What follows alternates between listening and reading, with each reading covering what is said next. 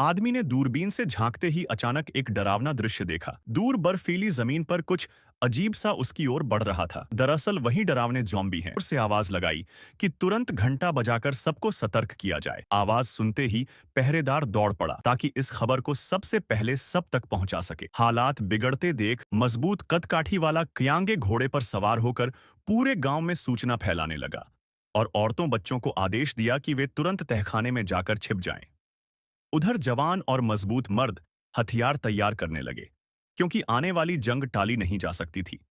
लेकिन इससे पहले कि सारी तैयारी पूरी हो पाती, ज़ॉम्बी झुंड करीब पहुंच चुका था। अब दोनों ओर से वक्त के खिलाफ दौड़ शुरू हो गई थी। अब लोगों ने वाहनों को सामने लाकर खड़ा कर दिया। जब सब तैयार हो गए, तभी ज़ॉम्बी झुंड महज 30 गज की दूरी पर रह गया। हालात देखकर कन्यांगी ने बिना देर किए मशीन गन उठा ली। पहली लहर का हमला बेहद खतरनाक था, लेकिन जवाब में कन्यांगों ने आदेश दिया कि तेल के ड्रम नीचे फेंक दिए जाए। अगले ही पल उन्होंने आग लगाकर विस्फोट किया और लगातार गोलियां बरसाईं।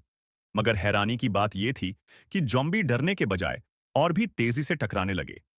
सब मजबूर होकर लड़ते रहे और उनकी संख्या घटाने की कोशिश करते रहे। तभी अचानक पूरा झुंड दिशा बदलकर एक ओर भागने लगा। शुरुआत में सब हैरान रह गए कि ऐसा क्यों हो रहा है, लेकिन जैसे ही कदियांगी ने उनकी नजरें पीछा की, उसकी रूह कांप गई। ज़ॉम्बी झुंड के बीच एक भयानक दैत्याकार म्यूटेंट दिखाई दिया। अगर उसे न रोका गया तो किला जल्द ही ढह जाएगा। उस राक्षसी ज़ॉम्बी की ताकत से पल भर में लकड़ी का दरवाजा टूट गया और झुंड भीतर घुस आया। पहली पंक्ति की रक्षा रेखा टूटते ही सबके चेहरे सफेद पड़ गए। अब और लापरवाही की कोई गुंजाइश नहीं थी।